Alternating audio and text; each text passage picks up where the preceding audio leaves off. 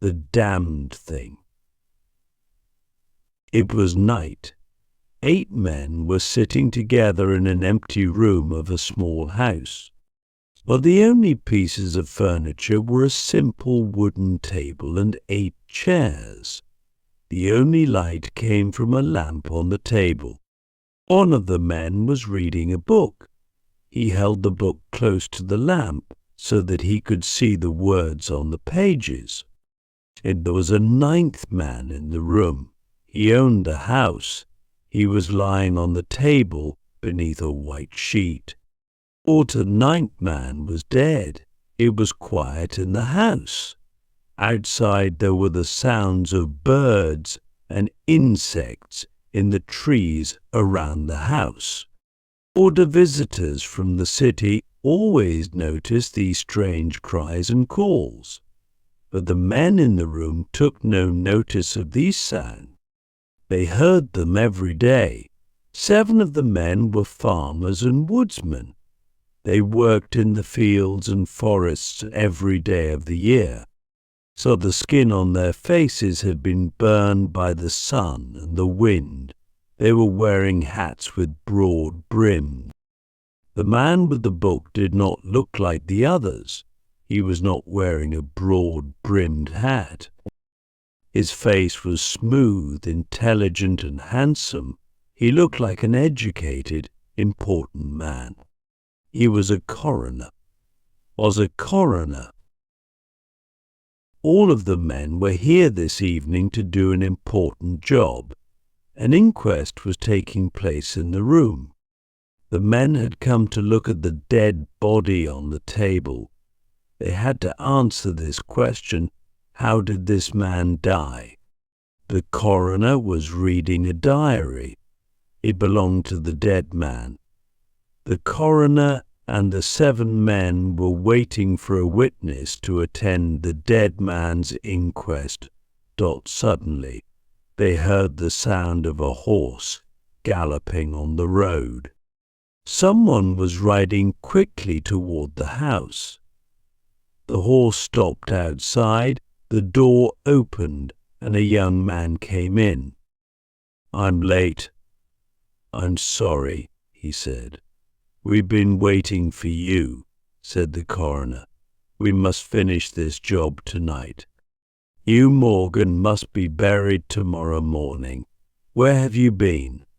"I went to the telegraph office and sent a telegram," said the young man. "I've written a report about Hugh Morgan's death. The report will be in the San Francisco newspapers tomorrow. I'm a reporter. I write stories for the newspapers. You're not here to tell us a newspaper story," said the coroner. "You're here to tell us what happened to Mr. Morgan. You must tell the truth. You must swear that you'll do this." "Yes, I'll tell you the truth," said the young man. "Right, you might not believe me?" "That isn't a good beginning," said the coroner. "Is your newspaper report different from the story that you're going to tell us?"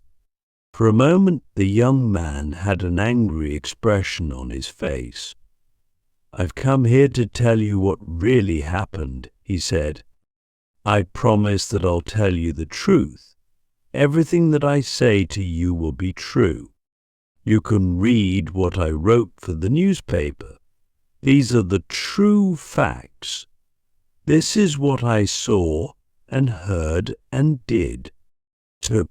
The report isn't fiction." "Let's begin," said the coroner. The men took off their hats. The young man lifted his right hand and began to speak slowly and clearly.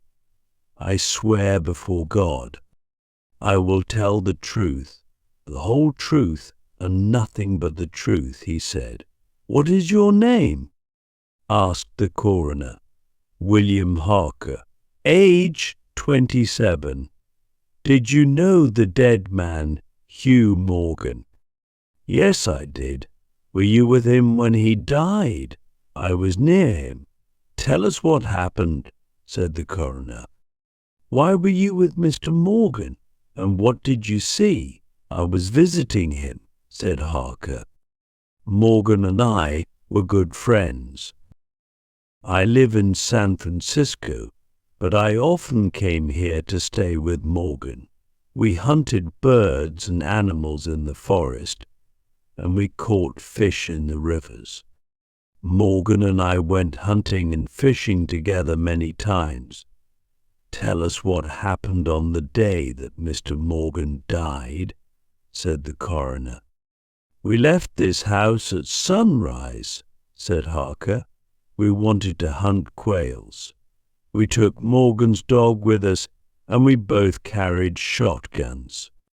Morgan told me there's a field of wild oats over the hill. There are many good, large quails there. They'll be good to eat. So we went to the field, but we found something bigger than quails. What do you mean? Asked the coroner. Did you find an animal? Yes or no, said Harker. I don't know what kind of animal it was, but I saw the oats moving in the field. Something was coming toward us. I couldn't see the animal, but I guessed that it was big. Morgan didn't say anything. He lifted his gun and aimed it at the oats. Harker stopped speaking and looked toward the window. Please continue, Mr. Harker, said the coroner. What happened next?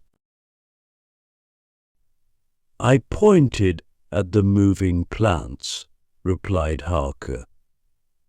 I said, Morgan, if that's a deer, you won't be able to kill it with a shotgun. You'll need a more powerful gun or rifle, but maybe it's something bigger than a deer. It might be a bear or a mountain lion, but Morgan didn't reply. He just aimed his gun at the oats and stated. I began to be afraid. Our shotguns wouldn't stop an angry bear or a lion. Mr. Harker, you say that it was a big animal, said the coroner. Do you know the difference between a bear and a lion and a deer? Yes, I do, sir, said the young man quickly and angrily. And that's the strangest part of this story. I saw the oats moving, and I heard something coming through the plants, that I couldn't see what it was. A big thing was moving toward us, but I couldn't see it. Did you speak to Mr. Morgan again? Asked the coroner. Yes, said Harker. I shouted, what is it? But Morgan didn't reply. The animal or thing was coming closer, and Morgan got ready to fire his gun. Suddenly he said, it's the damn thing. He was terrified. Did Mr. Morgan know what it was? Asked the coroner. Is that what you believe, Mr. Harker? Yes, sir, Harker replied. I believe that Morgan had seen it before. Then he fired his gun, and I heard a terrible sound. It was the scream of a wild animal. And did you fire your gun too? Asked the coroner. No, I didn't. I couldn't, replied Harker. The smoke from Morgan's gun was in my eyes. I couldn't see where to aim my own gun. Then, suddenly, Morgan dropped his gun and started to run. He left you? Asked the coroner. Well, I was surprised, said Harker, but I didn't have time to think about it. Something knocked me to the ground. What knocked you down? Asked the coroner. Well, I didn't see it, but it was soft and heavy. It moved very fast, and then what happened? I heard wild screams near me. They were like the sounds made by dogs who are fighting. Then I saw that Morgan was fighting. He was on the ground. He was fighting for his life. Fighting what? Asked the coroner. I don't know, said the young man. I couldn't see anything or anyone. But Morgan was on the ground, and there was a strange movement in the air around him. I don't know how to describe it. It seemed as if the fight was happening underwater.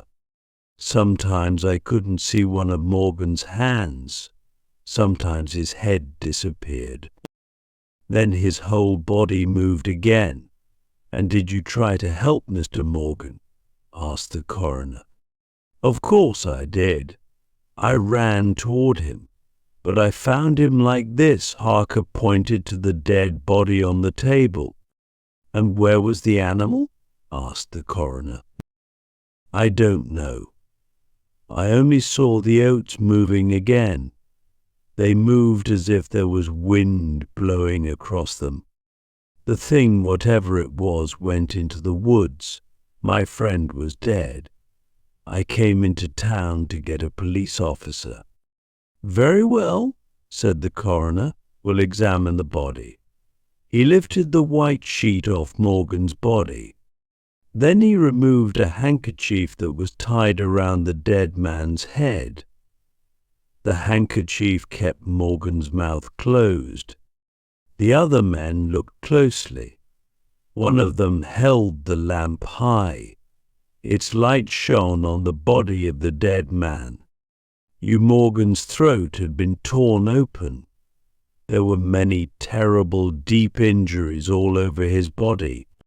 His clothes were soaked with blood. Gentlemen, you've heard Mr. Harker's story, said the coroner. You've seen Mr. Morgan's body. What shall we write on the death certificate? Did a wild animal kill Mr. Morgan, or was he murdered? We must decide. The 7 men went out of the room and spoke together quietly for 2 or 3 minutes. William Harker turned toward the coroner. I see that you have Morgan's diary, sir, he said. Have you read it? Does it tell us anything important? I've read it quickly, said the coroner. No, it doesn't tell us anything about the cause of Mr. Morgan's death. The 7 men came back into the room. One of them stood in front of the coroner and spoke. We believe that Hugh Morgan was killed by a mountain lion, he said. Thank you, gentlemen, said the coroner. Everyone can leave now. Mr. Morgan will be buried in the morning. I'll send for an undertaker. That was the end of the inquest. But it was not quite the end of the story. William Harker was a writer. He wanted to read Hugh Morgan's diary and write a story about his friend's death. He stayed in the town after Morgan was buried. A few days later, Morgan's property and belongings were sold. William Harker bought the diary. Hugh Morgan had been a lonely man who had written all his thoughts in his diary. But he had not always written days and dates in the diary, and some of the pages in the book were torn. Other pages were missing. This is what Morgan had written before his death. My dog is behaving strangely. He barks and turns around again and again. He looks at something that isn't there. He runs after something that he can't see. This has happened several times. 1st September tonight, I was looking at the stars in the sky above the hill. Then something strange happened. Someone or something moved between me and the stars. The stars suddenly looked like a pool when you drop a stone in the water. Am I going crazy? 27th September, it's been here again. It moves around the house. Now I keep my gun beside me always. Does this thing only come at night? Today I saw footprints in the soft ground near the house. What's happening here? Am I going crazy? 2nd October, I shall not leave my home. I will not run away because of this thing, but it might make me crazy. 5th October, I've invited my friend Harker to stay here. I'll say nothing. Maybe he'll find an answer. Maybe he'll see the thing too. Can the dog see it? I'm sure that the dog hears it. It hears things that I can't hear. Can the dog see things that I can't see? Perhaps that is the answer. If there are sounds that men can't hear, are there colors that men can't see? Is the damned thing a color that men can't see?